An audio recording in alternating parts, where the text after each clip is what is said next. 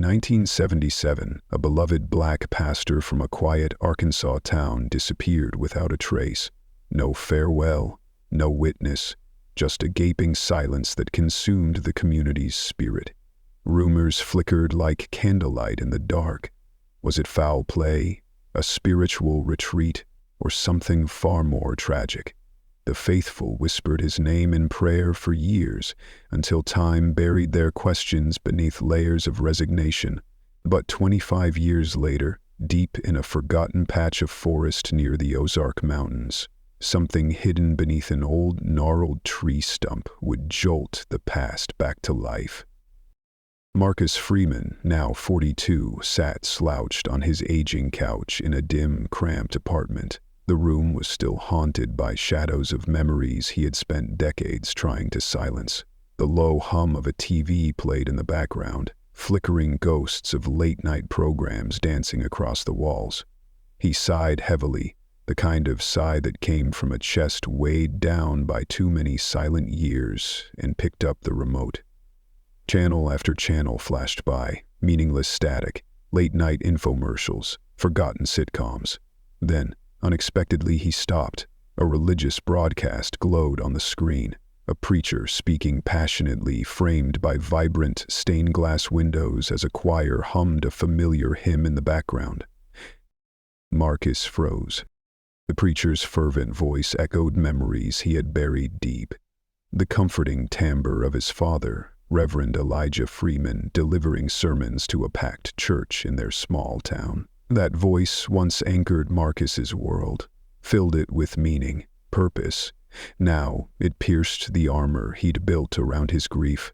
An ache curled in his chest, deep, old, and raw. It had been 25 years since his father vanished, leaving behind only questions and a silence that swallowed Marcus's faith whole. That loss hadn't just taken a parent, it had dismantled his belief in goodness, in God. He turned away from the screen, unable to bear the warmth of a faith he no longer felt deserving of. But just as he reached for the remote again, the sharp ring of a telephone shattered the stillness. Startled, Marcus made his way to the kitchen and picked up the receiver. "Mr. Freeman?" a woman's voice asked, crisp and measured. "This is Detective Sarah Miller. We're contacting you regarding a recent discovery related to your father's case." His grip tightened. The room seemed to pause around him. "Is this a joke?" he asked, his voice low with suspicion. "That case is dead. Long dead." "I understand your hesitation," the detective replied, her tone steady and respectful. "But I assure you this is very real. Just this morning, a logger working in a remote section of the forest uncovered a vintage Adidas bag buried under an old tree stump. Inside were a pastoral robe and a Bible. The name inside the Bible was Elijah Freeman. The air left Marcus's lungs in a gasp. It felt like someone had reached through time and touched a nerve that had never fully healed. "My father's name," he whispered. "Yes, sir. We'd like you to come to the scene to help verify the items. Officers are already on their way to pick you up, if that's all right." He barely remembered saying yes. His heart thundered as he hung up the phone and scrambled to get dressed. As he passed through the living room, his eyes landed once again on the TV screen, where the preacher still spoke with conviction. A pang of guilt twisted inside him, for all the bitterness he'd harbored, for the hope he had abandoned. He used to believe, he used to pray. When the knock came, he turned off the TV, straightened his shirt, and opened the door. 2 officers greeted him with polite nods. The ride to the site was mostly quiet, the silence thick with unspoken thoughts. As they drove further from town, past familiar winding roads and into more secluded woodland paths, Marcus's mind spun. What could possibly be waiting for him out there in the trees? And why now? When they finally pulled up to the site, the forest had already been transformed into a temporary investigation zone. Yellow police tape fluttered in the breeze. Officers moved methodically, snapping photos and collecting soil samples. At the center of it all stood a large, rotting tree stump, its presence oddly regal, like a weathered monument to a secret too heavy to stay buried. Detective Miller, a woman in her early 50s with sharp eyes and a composed demeanor, greeted him with a firm handshake. "Mr. Freeman, thank you for coming. This is Tom Jenkins, the logger who discovered the bag." Tom, a broad-shouldered man with a weather-beaten face, extended his hand. "Morning. Sorry you had to be here like this." Marcus nodded, numb. "How did you find it?" Tom gestured toward the ancient stump. "My partner and I were clearing this patch of forest when something felt off about this one. I started digging manually. The equipment's too bulky to bring this deep in. After a while, I hit something that wasn't dirt." He pointed at the spot beneath the stump. "The bag was wedged under here, like someone had cut down the tree, dug a hole beneath, and buried it. Years passed, the stump rotted, and now it's exposed." Detective Miller nodded toward a nearby tent. "We've moved the items inside for examination. We'd like your help identifying them." Inside the tent, the air was tense, sterile. A folding table stood in the center, and on it lay the weathered Adidas bag. Officers carefully opened it using gloves. The scent of earth and time rose faintly from within. First came the Bible, worn but still intact. Marcus leaned in as one officer opened the cover. There, in faded ink, was his father's name. And written in the same graceful cursive, Marcus remembered watching as a child, sitting beside his father during quiet evenings in the church office. "That's his handwriting," Marcus said, his voice trembling. One of the officers flipped to the last page. A small, folded note was tucked inside. A prayer. But this wasn't a prayer of peace. It was a cry, a raw, pleading voice asking why the world was so cruel, why God had gone silent, and begging for strength to withstand those who tried to rip him away from faith. Marcus's throat tightened. That voice. It was unmistakably his father's. Next came the robe, dull, frayed around the edges but unmistakably familiar. Marcus ran his fingers over the fabric, his breath catching in his chest. "This was his," he murmured. "It's his size, his style." Detective Miller looked at him with cautious sympathy. "We'll send everything for DNA testing. Our facilities here are limited, but we'll get answers." Marcus nodded slowly, but then a heavy thought crept in. "Do you think someone did this to him?" he asked. Detective Miller considered carefully. "There's no blood, no obvious signs of violence. If someone had murdered your father and tried to conceal it, we'd expect something more physical." She paused. "It's also possible that he walked away from everything. His title, his name, his life. Maybe he was in pain. Maybe he buried these things because he couldn't carry them anymore." The idea landed like a stone in Marcus's chest. He had always imagined his father as strong, unshakable. But what if he had been broken, quietly, invisibly? And what if Marcus had never really seen it? Marcus shook his head slowly but firmly, his jaw tightening as he stared at the worn Adidas bag that had stirred so many questions. "No," he said, his voice deep and unwavering. "My father wasn't a coward. He would never have just walked away. And if he truly wanted to disappear, by death or choice, why would he haul this deep into the forest, carrying a bag like that, only to bury it under a tree stump?" His gaze stayed locked on the bag, the fabric torn by time but strangely out of place in memory. He was a simple man, never owned anything flashy. Certainly not something like this. He said gently, "Save this." Tom Jenkins, the logger, nodded with a thoughtful frown, his voice gritty. "It'd take a hell of an effort to dig that deep, especially under those roots. Even rotted, they're thick and stubborn. You'd need hours, maybe days. That's not something someone does casually or alone." Detective Miller folded her arms, processing. "We'll keep all of this under consideration," she said. Was there anyone in the church or community who might have held a grudge? Anyone who disliked your father? Marcus sighed, a sound filled with the weight of decades of memory. "This is the Ozarks," he muttered, and back then, being a black pastor in a deeply conservative, mostly white, religious town wasn't easy. There were people who didn't like what he stood for, even if they never said it out loud. But he was kind, faithful. He didn't have enemies. At least not the kind who'd do something like this. Detective Miller nodded. "We'll revisit the original case and compare it with this new evidence. Nothing's off the table." As officers secured the evidence, Marcus asked for photographs of the discovery. One officer assured him that once the items were processed, they'd provide digital copies of everything: photos, reports, itemized logs. Detective Miller gave him permission to leave, turning back to consult with Tom Jenkins about preserving the area now deemed an official crime scene. An officer escorted Marcus to the car, and the drive back to town was consumed by silence, but his thoughts were anything but quiet. Instead of returning to his apartment, Marcus made a quiet detour to a room he rarely entered anymore, his father's study. Though their old house had long since been sold, Marcus had carefully preserved his father's most personal items and recreated his office in a spare room of his apartment. A soft reverence filled the air. Dust clung to the edges of the bookshelves, but the contents were untouched, frozen in time. Just like the past, he wasn't ready to face.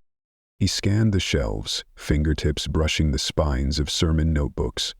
They were all there, organized, labeled, meticulously kept. His father had been a disciplined man, methodical and spiritual in equal measure. Marcus remembered how, at just 15, he'd sat at that same desk, learning scripture by heart under his father's watchful, loving eyes. That foundation shaped everything he once believed. Now, at 42, the pages felt like echoes from a different lifetime.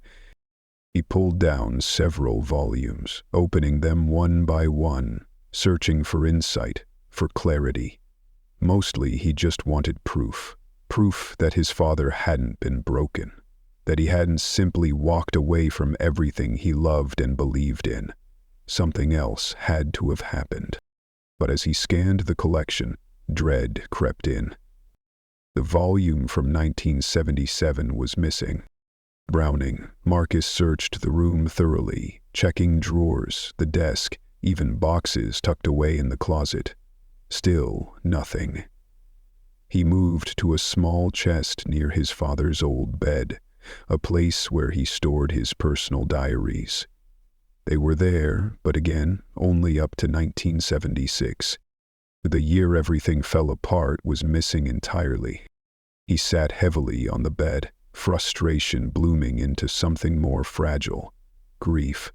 His father had been so deliberate in documenting his life. Why would that year, the most important year, be missing?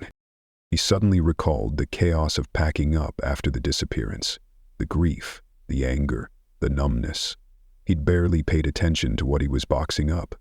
Maybe he missed something. Or maybe his father never brought the 1977 journals home. Marcus stood and gathered one of the older sermon books. If nothing else, it might offer comfort or clues. He headed to his car with a quiet resolve forming inside him. He was going back to the last place his father had preached, Mount Olive Missionary Baptist Church.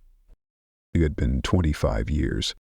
The drive wasn't long, just 10 minutes, but every mile felt like a step into the past.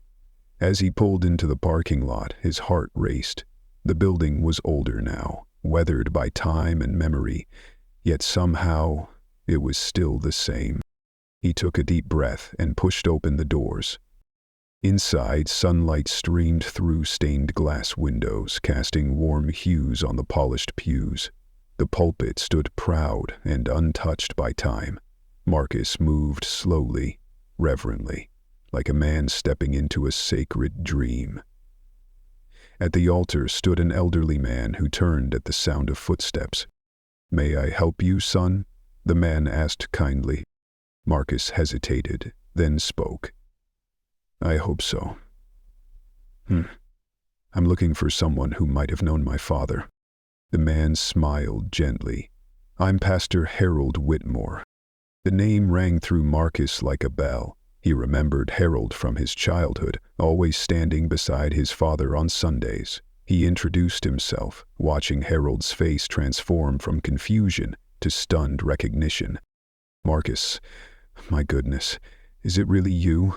We haven't seen you since my father disappeared, Marcus said quietly. Harold's smile faded into a somber nod. How are you, son? We've missed you here. Marcus looked down. It's been hard. I lost more than a father that year.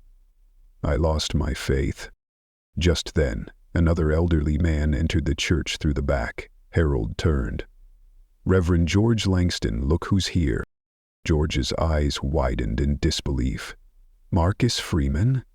The men embraced him with warmth and surprise. They asked what had brought him back. Marcus explained the discovery in the forest, how the police thought his father might have taken his own life or abandoned his ministry. I came here searching for answers, Marcus admitted. Do you believe my father would have just walked away like that, or taken his own life? The two men exchanged an uneasy glance. Your father was always strong, wise, gentle, Harold said finally. But no one can truly see into the heart of another man. George added quietly.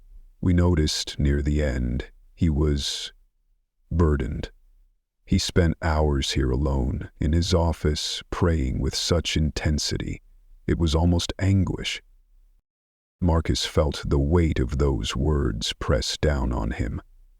I came hoping to find his missing sermon notes from 1977 and his personal diary. He kept everything else. Why would that be the only year that's missing?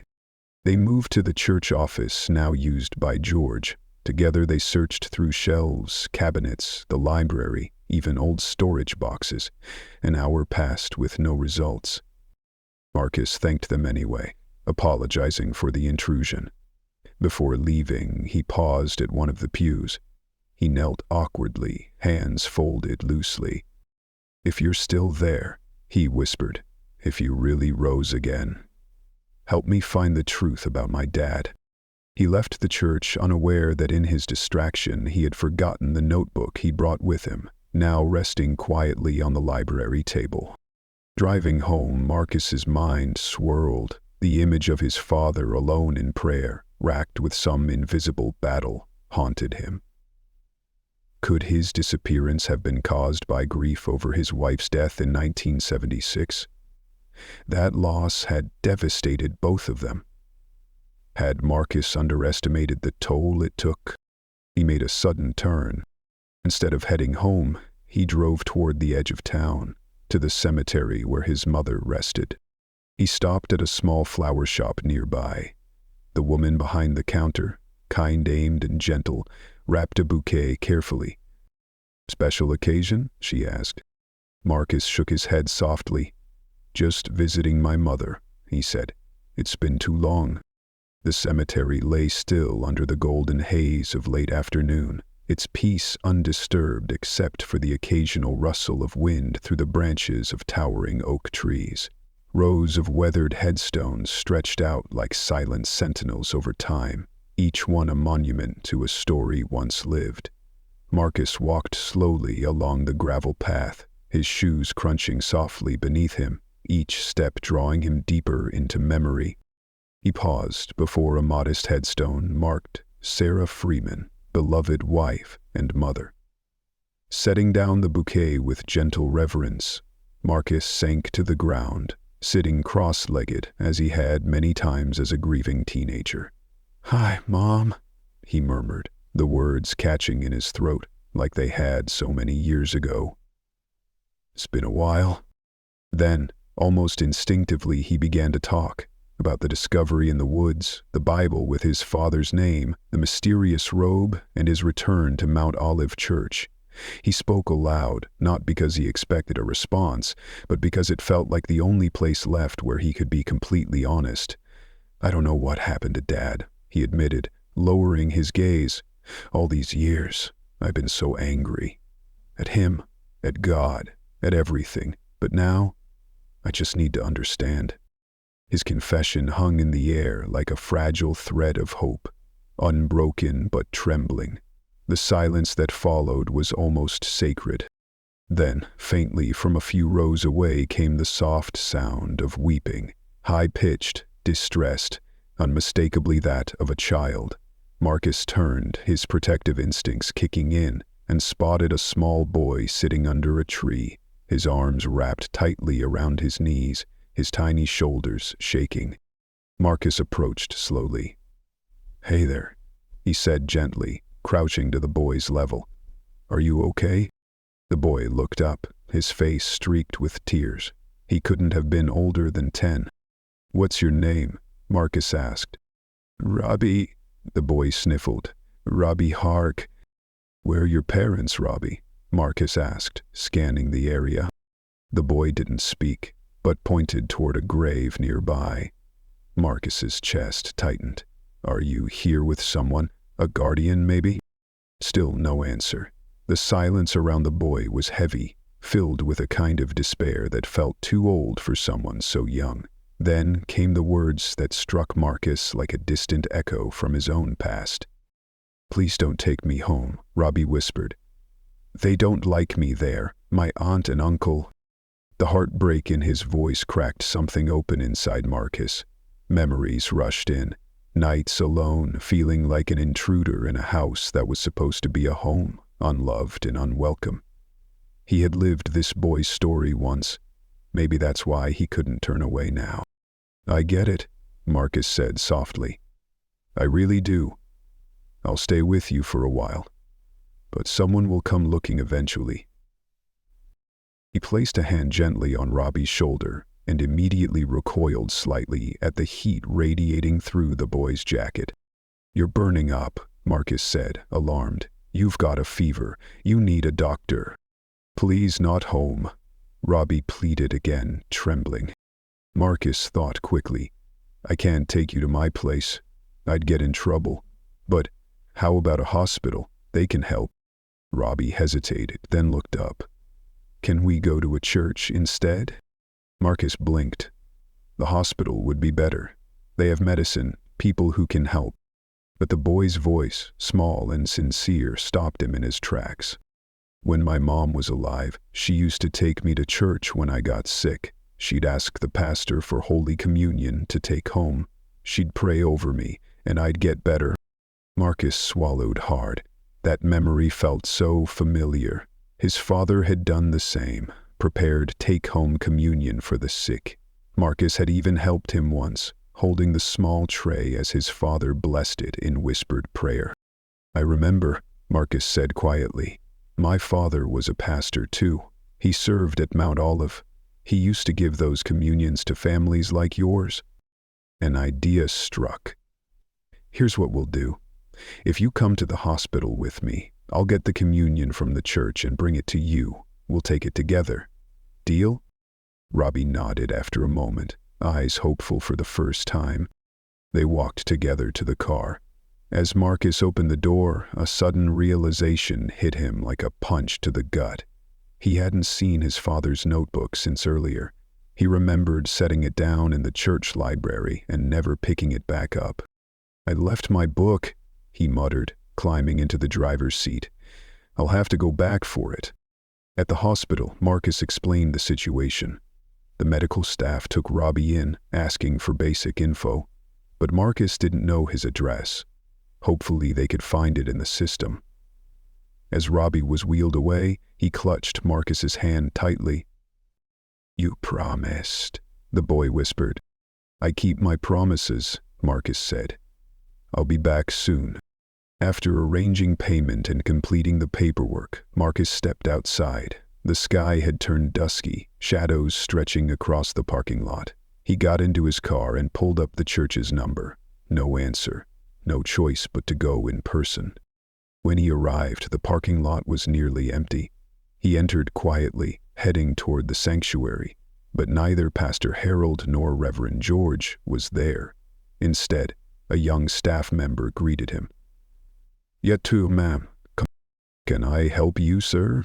the young man asked, clearly unfamiliar with Marcus. "I'm looking for Pastor Harold or Reverend George. Are they around?" "They're at the cemetery," the young man replied, "performing blessings." Marcus frowned. That wasn't a normal practice, especially this late. "Is that usual?" The staffer shrugged. "I guess. They've done it since I got here." Marcus filed that away but didn't press. "I was here earlier. I left my book in the library. Also, I need a take-home Holy Communion for a sick boy." Without hesitation, the young man agreed. "Let's check the library first." Sure enough, Marcus found the sermon notebook right where he'd left it, thankfully undisturbed. He scooped it up, relieved. The room had been tidied, the books reshelved. But something caught his eye. An out-of-place book teetering on the top shelf. Instinctively, he reached for it. "Wait, I'll get that for you," the staffer said. But Marcus was already on tiptoe. The book was heavier than expected. It slipped and fell open with a loud thud. "I'm sorry," Marcus said, bending down to retrieve it.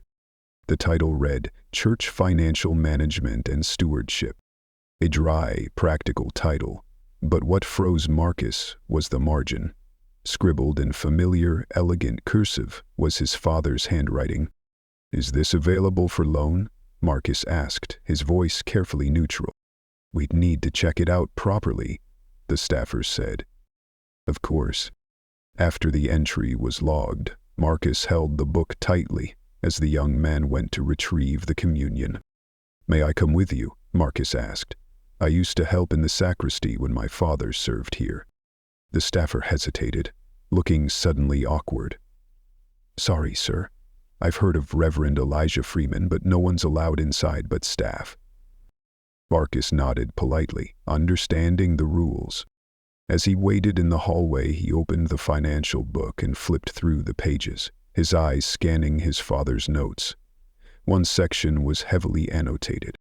"God sees how we handle his money, and he sees what we hide." Marcus felt a chill run down his spine.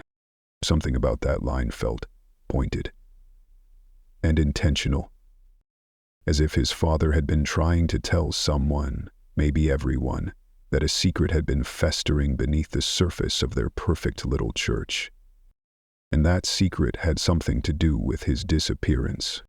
Marcus sat silently in the church hallway, flipping through the old financial stewardship book his father had once read.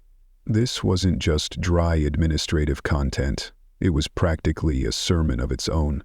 The annotations in the margins weren't just notes. They were cries of conscience, urgent reminders of accountability, not just to the church board, but to God himself. "This isn't just about bookkeeping," one passage read. "It's about trust, about integrity. Church funds are sacred." His father had underlined that twice. In the margin beside it, Marcus read his father's handwriting, faint but unmistakable. Accountability to God first, then the congregation. But something else caught Marcus's eye. Under the soft glow of a hallway light, he noticed faint pencil indentations on one page, erasures that hadn't completely vanished. His father had a habit of writing with force, pressing so firmly the impressions remained even after the words were gone. Tilting the page slightly, Marcus squinted. 2 names emerged, both faintly circled, both with question marks beside them. Harold Whitmore. George Langston. He blinked, stunned. His heart began to beat faster. Around those names, his father had underlined several stern passages about financial impropriety in the church. One read, "A shepherd who steals from his flock betrays his sacred duty." Another, "Deal with sin in the house of God, not with cruelty but with unwavering firmness and light." Marcus closed the book, a chill crawling up his spine. Was it possible? Had his father suspected something? Embezzlement? A betrayal from the very men he'd served with. It felt like the walls of the church had begun whispering truths long buried. From the side hallway window, Marcus spotted movement in the cemetery. Two silhouettes moved near a mound of earth. Narrowing his eyes, he realized it was Pastor Harold and Reverend George. They stood together, one shoveling, the other holding what looked like a bag. The scene was odd, especially at this hour, and strangely secretive. The young staffer returned, offering Marcus the communion kit in a soft cloth bag. "Here you are, sir." "Thanks," Marcus said. "Quick question. Do you know what Pastor Harold and Reverend George are doing out there? I can see them from this window." The staffer glanced outside, then shrugged. "They're blessing the graves, I think. That's what they said. I was cleaning the cellar earlier, so I didn't see when they started." "Right," Marcus murmured, unconvinced. He thanked the young man again and stepped outside. With the sermon notebook and the borrowed stewardship book under one arm and the communion set in hand, Marcus began heading toward his car, but something pulled at him. Instinct, maybe, a gnawing, invisible thread tugging at his curiosity. Instead of leaving, he turned toward the cemetery, deciding to greet the pastors before heading to the hospital. Something in him needed to see their eyes, to test their reactions. As he drew closer, details came into focus under the fading sunlight. Reverend George was hastily shoveling dirt back into a hole. Pastor Harold stood beside him, still gripping the strange bag. Neither man noticed Marcus until he called out loudly, "Good evening." Both men jumped, visibly startled. In that moment of surprise, their faces betrayed a flicker of panic before smoothing over into strained smiles. "Marcus?" Harold's voice cracked slightly. "What are you doing back here?" "Sorry to startle you," Marcus replied calmly, stopping several feet away. "I came back to pick up the book I left in the library. Also got the take-home communion for a sick child." He looked pointedly at the shovel in George's hands. "Didn't mean to interrupt. What exactly are you doing out here?" There was an awkward pause. Then Harold began, "We were just blessing the graveyard," George interrupted. "We noticed this old grave, a deceased dog, part of the congregation years ago. We got permission from the owner to move it. Cemetery's getting full." Harold nodded, overly eager. "Yes, we're making space for future burials. It's become necessary." Marcus glanced down at the freshly disturbed soil. It didn't look like a shallow grave for a pet. And why tonight? He didn't argue. Not yet. "I see," he said slowly. "I just wanted to let you know I came back for my book." Harold's eyes immediately dropped to the financial book tucked under Marcus's arm. "Is that another book from the library?" he asked sharply. Marcus nodded. "Yes, it fell off the shelf. I noticed my father's handwriting inside. The staff helped me check it out properly." George's body tensed, shoulders squaring slightly. "Your father was interested in that book too," he said coolly. "Just be sure to return it on Sunday." "I will," Marcus replied. "I should get going. Promised the boy I'd bring this to him." He turned and walked away, feeling their eyes boring into his back. At his car, he slid inside, but didn't start the engine. Through the rearview mirror, he watched as Harold and George remained rooted in place, whispering intensely. Their body language was anxious, shoulders tight, heads close, like men in crisis. Marcus was about to leave when his phone rang. It was the hospital. "Mr. Freeman, this is Nurse Jenkins. The boy you brought in, Robbie, is asking for you. His family has arrived." "Thank you," Marcus said. "Tell him I'm on my way." He was about to pull out when something caught his eye. Movement at the edge of the cemetery. Reverend George was loading the shovel and bag into the back of his car, which had been parked in the shadows. Then he slipped behind the wheel and drove off quickly, taking a side exit away from the main road. Pastor Harold disappeared into the church through the rear door. Marcus's unease deepened. He started his car and pulled out. But as he approached the first traffic light near the hospital, a familiar vehicle raced through the intersection. Reverend George. Marcus's brows furrowed. That road led away from town toward the dense forests and the mountain trails, nowhere near any residential areas, no church properties, no hospital affiliations, just wilderness.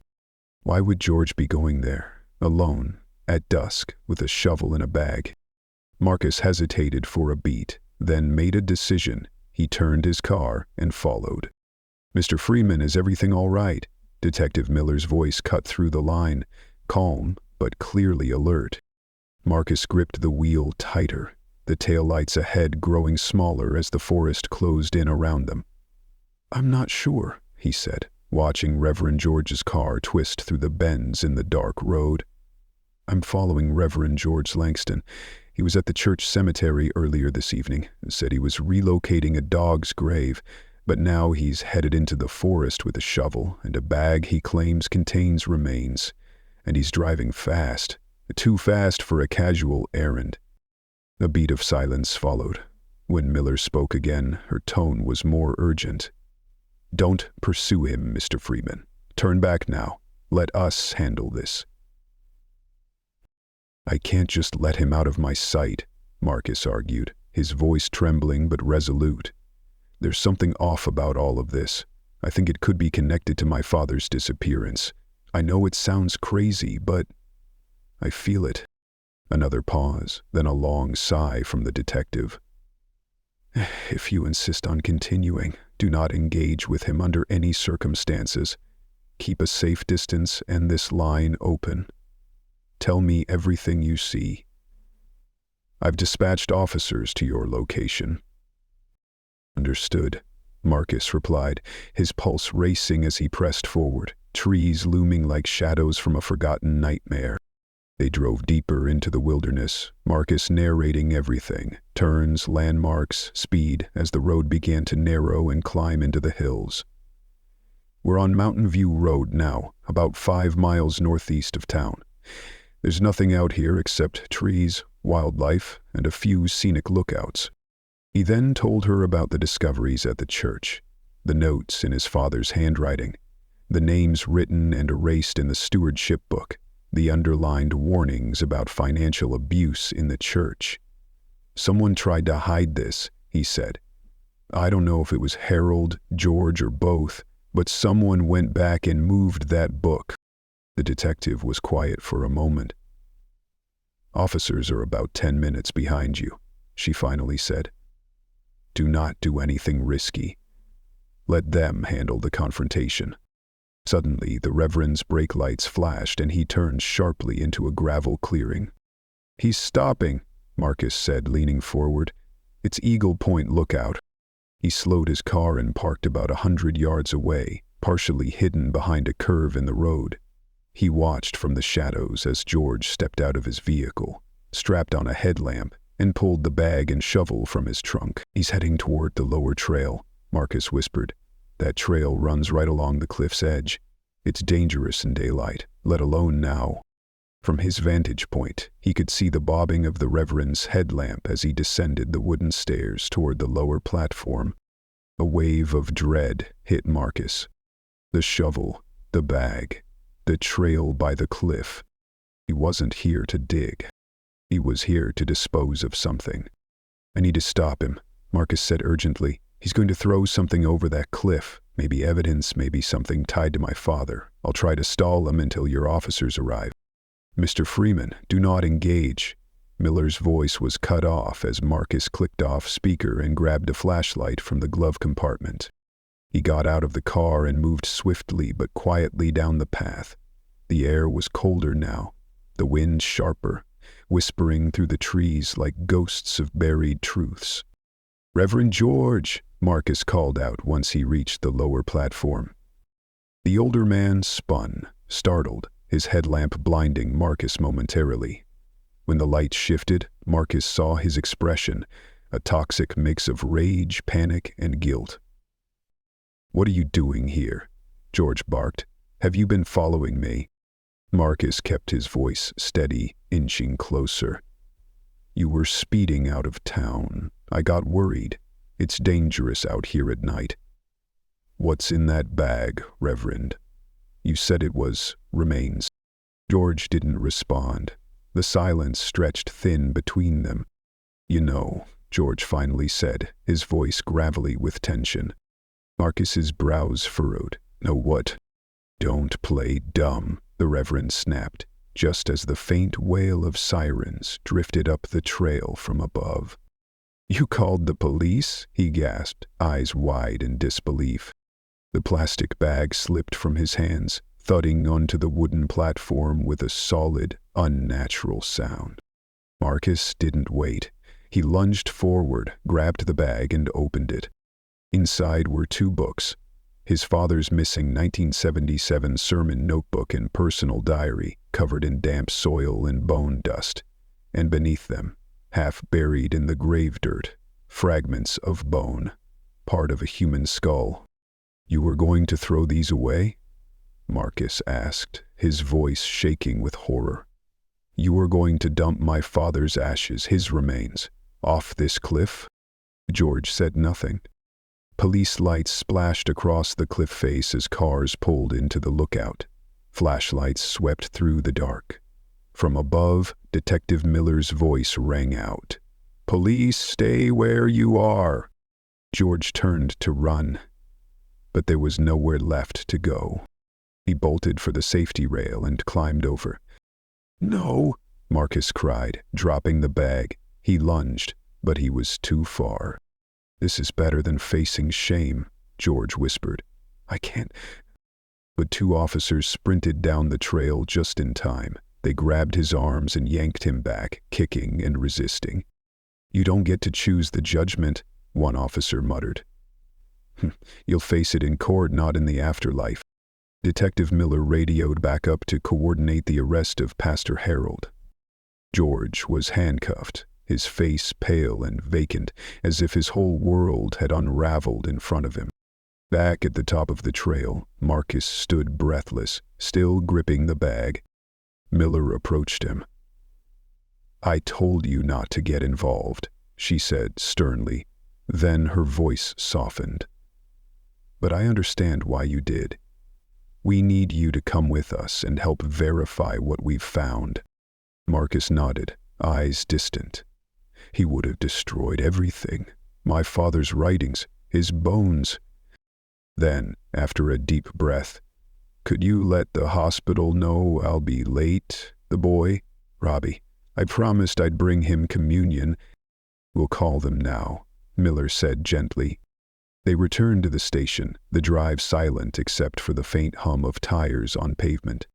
Inside the precinct, Marcus watched in stunned silence as George was processed and led away. To his shock, Pastor Harold was already there, hands cuffed behind his back, looking exhausted and defeated. In the conference room, the evidence was carefully laid out: the sermon book, the diary, the borrowed stewardship volume, the soil and bone fragments, and the blood-stained shovel. Marcus stared at the fragmented skull, swallowing hard. Is that? We believe these are your father's remains, Miller said, her voice quiet. We'll confirm it through DNA. Marcus closed his eyes. After 25 years of silence, the truth had finally begun to speak. Marcus felt the room tilt for a moment, the world seeming both too heavy and too hollow. But he stayed grounded, pressing his hands against the edge of the table to steady himself. What happens now?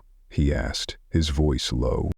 Detective Miller stood beside him, gentle but firm. We'll need your full statement about what happened today, and we'll need you to officially identify these items as belonging to your father.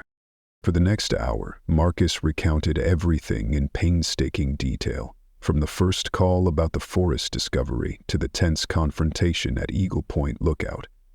His words were measured, but the emotional weight behind them made the air in the room feel thicker. Meanwhile, forensic technicians handled the evidence with the reverence one might give to ancient artifacts. One officer approached with the personal diary, wrapped delicately in protective layers. The cover is severely deteriorated, the technician said. The leather's rotted, and the pages are swollen into a block. There's significant mold and water damage. It's fragile, very fragile. Can you read any of it?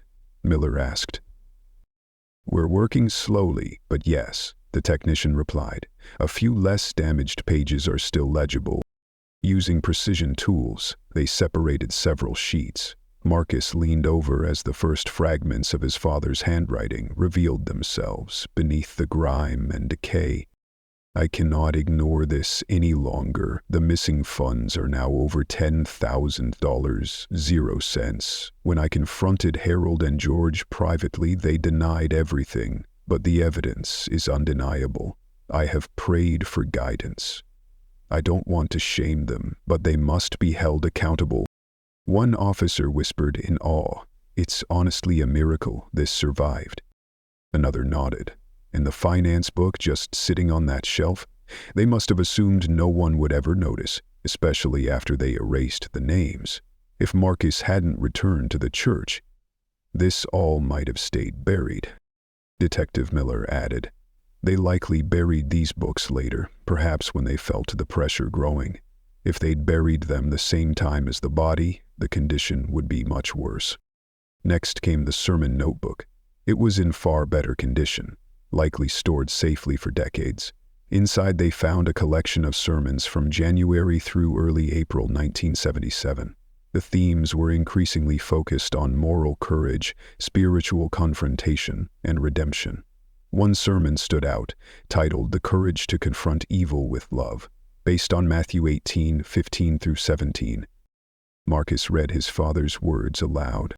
When we witness wrongdoing, especially in the church, we must confront it, first in private, then with others present, and if still unrepentant, before the community, not to shame, but to restore.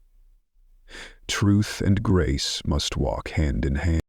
The holy gravity filled the room. Elijah Freeman hadn't just tried to expose a crime. He had done so with grace, with hope for redemption. Hours passed before an officer returned with an update from the interrogation rooms.